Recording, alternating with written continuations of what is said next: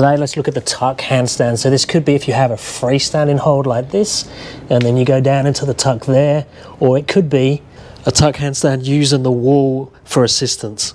Now with the tuck handstand, there's obviously some flexibility demands. So mainly in the upper back and shoulders. So doing things like this on the foam roller, either just roll in the position with arms above the head, or you can go through segment by segment, opening up in towards extension.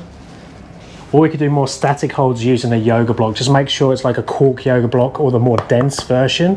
Have the yoga block sideways to start with, mid-thoracic with the knees bent and the hips closed.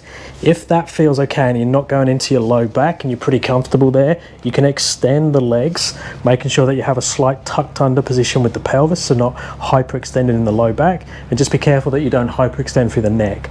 So you want to feel that the movement is happening where the yoga block is. Harder variations would be to put the yoga block up on its end and then go through that same thing. Now you notice from my voice, this is much harder. Then pigeon stretch to get into the glutes and the hips. So this position, or elevated on a box.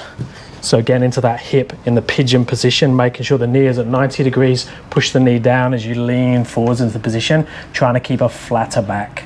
Then we want to assess two positions, the straight handstand and your tuck. So whatever variations of those that you have. So like I say, it could be freestanding or against the wall. Let's first look at the freestanding version. So all I'm going to do is go into my standard straight handstand hold and take a video of that. So this is my home position.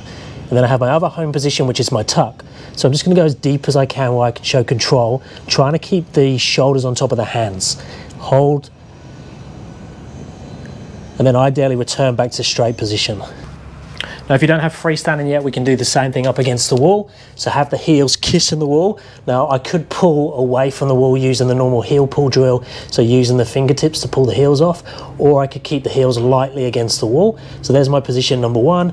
Position number two is putting the butt against the wall, trying to keep the shoulders off. Now this is a bit tricky to get the distance correct between the hands and the wall. You might need to fine tune that, and it's going to be a little bit different for everybody.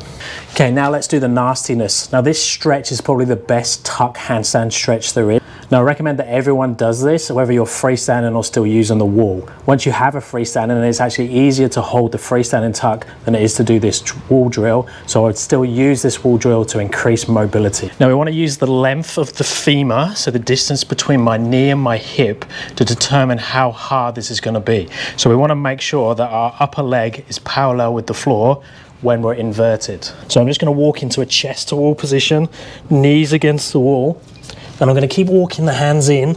Now ideally here I'd have someone giving me some feedback to know whether this is correct or this is correct in terms of the upper leg position, because I want to make sure that this leg, the upper leg, is parallel with the floor and the shoulders are on top of the hands.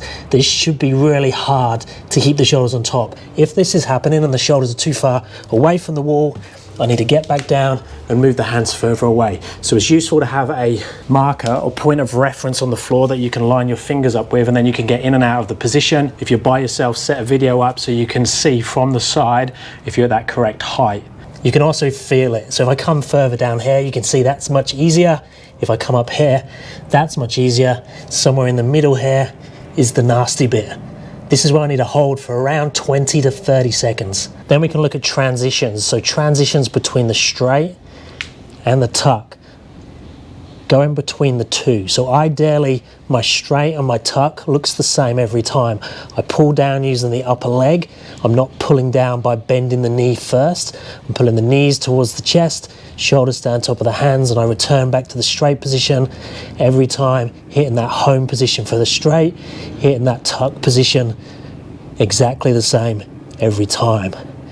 Now this can be done freestanding, which is challenging, or it can be done against the wall, which is slightly easier, but just be careful that you're not leaning against the wall with the shoulders, and the shoulders stay on top of the hands, the butt touches at the bottom, heels touch at the top.